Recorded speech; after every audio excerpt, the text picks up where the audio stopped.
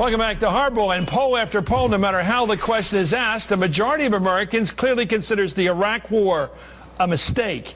In the most recent NBC Wall Street Journal poll that asked whether the Iraq War was worth it, nearly 60% say not worth it. Then there's the way CBS asked the question in a March 2013 poll. Do you think the United States did the right thing in taking military action against Iraq, or should the United States have stayed out? 54% say we should have stayed out. And in the most recent poll actually comes from Pew, USA Today, conducted in January of this year. It asks, overall, do you think the United States has mostly succeeded or failed in achieving its goals in Iraq? 52% say failed. Well, given that set of data, let's listen to Andrea Mitchell ask Senator John McCain about selling Americans now on any sort of military involvement in Iraq. Given the state of the facts on the ground right now, how do you persuade Americans that there is any military option that they ought to embrace to try to bail Maliki out and restore a country that is coming apart at the seams?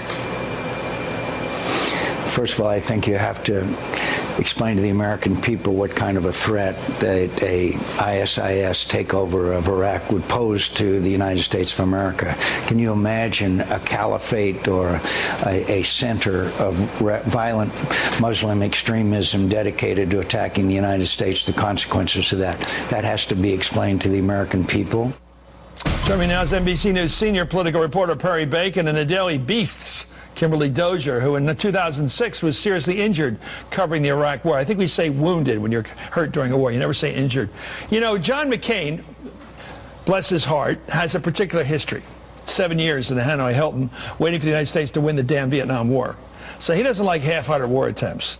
But most Americans look upon this war far differently. They look at it as a long slog of nothing. Of all we do is put one side in power so they can screw the other side. And to me, the most vivid example is that horrific, ghastly hanging of Saddam Hussein. That wasn't an act of justice. It was an act of revenge by a bunch of thugs that looked like a bunch of guys just, how much fun can we have at this party? And we had to put our hand to that. Your thoughts? The American people, what can you tell from their opinion about this thing about McCain's out there talking airstrikes? Hillary Clinton says not now, a bit prudently, but not now. But still, even talking about any weapons by the United States and killing more Arabs seems to be a turnoff to not just in Iraq, but in Afghanistan and Libya. The polls show Americans, Republicans, and Democrats just want to stay out of wars right now. So I think the idea that Obama or John McCain can convince Americans we need to intervene is not going to happen. Obama may decide airstrikes are appropriate anyway, but it's not going to be because public opinion is demanding so. I don't think it'll ever be the case anytime soon where public opinion is demanding that. You know what I despise? People who say all options are on the table. Because what they really mean is we're going to war. And we're going to get in there, we're going to end up shooting people. Anyway, the only people that seem to be for the war are those who have access to op-ed pages. The ones that write columns.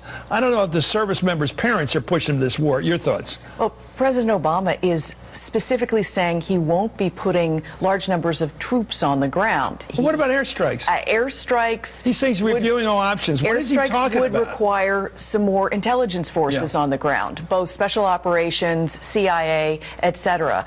What's our moral authority to go into Iraq at this point and start killing one side of that fight? What's our moral authority? You know, that's one thing that they've got to figure out. Constitutional authority? Because the ISI, it's not specifically al-Qaeda, and at this point, the armed use of military force, that which we use to invade Iraq, it doesn't apply because, well, that which we use to invade Afghanistan, it doesn't apply because it doesn't specifically say a group that divorced itself from al-Qaeda is also a threat. So the White House might have to go back to Capitol Hill for approval. I would think so. Even figure out. Is there some piece of paper somewhere, Perry, sitting on Capitol Hill somewhere in the legal counsel of the White House that says we can just bomb people if we think about it? It's one of our options.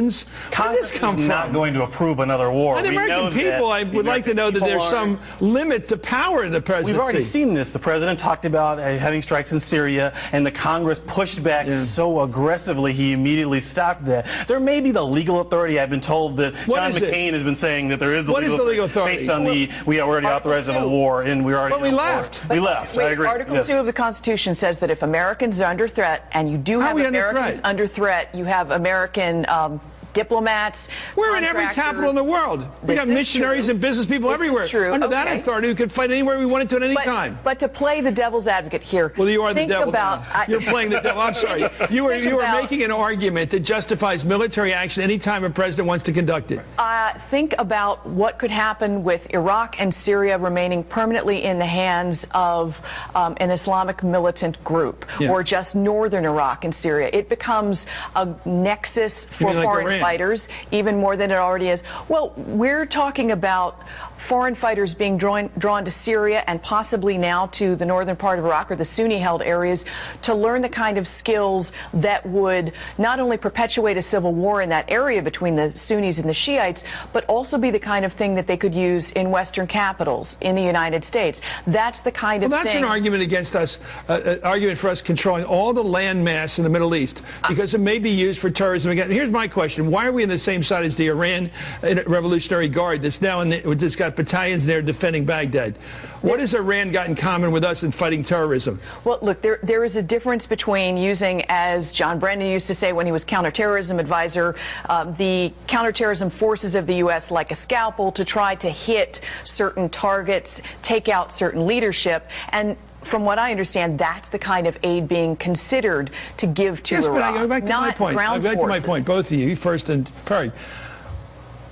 We in the United States Senate, I didn't get to vote. I'm not a senator, and I certainly wouldn't have voted for this. Hillary Clinton actually voted for this one. John McCain, of course, always does, to declare the Iranian Revolutionary Guard a terrorist organization.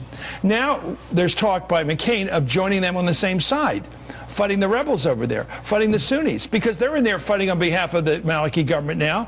We're talking about sending Air Force strikes in there on their behalf. If they're the terrorists, are we on their side now, or are there terrorists on both sides? And what administration officials would say is that the Iranians are in there backing the Shiite side of the government and possibly fomenting more of this sectarian violence, making matters worse. What the U.S. would hope to do is provide the kind of aid, and as the president said today, that they have to clean up their political act and represent all sides of the country, or they're not going to get U.S. help. So the U.S. is trying to say, we'll give you even more help than the Iranians, but you've got to start playing fair with all sides of your ethnic divide. Just to play politics here a little bit.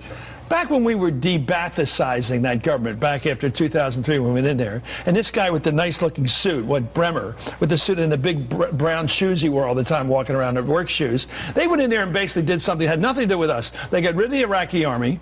They got rid of the Iraqi government. They de-Baathicized and destroyed the entire political establishment of that country, which was Sunni. They sent the word to the Sunnis, we're not on your side.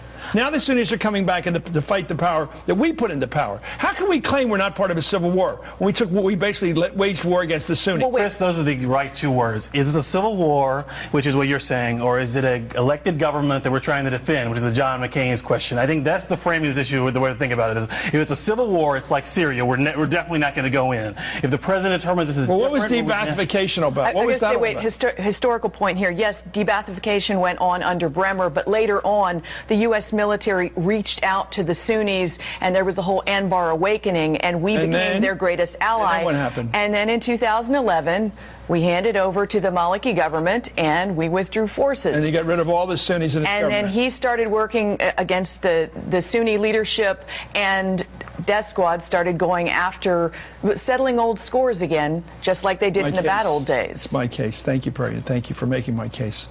It was a little fight there, but it always should be a fight here. It's called Hardball. Actually, Kim does. Have a nice weekend. You too. I'm not sure they're having a nice weekend over there. Coming up, Jon Stewart's theory on why those Sunni insurgents are moving so fast toward Baghdad. That's coming next in the Sideshow, and this is Hardball, the place for politics.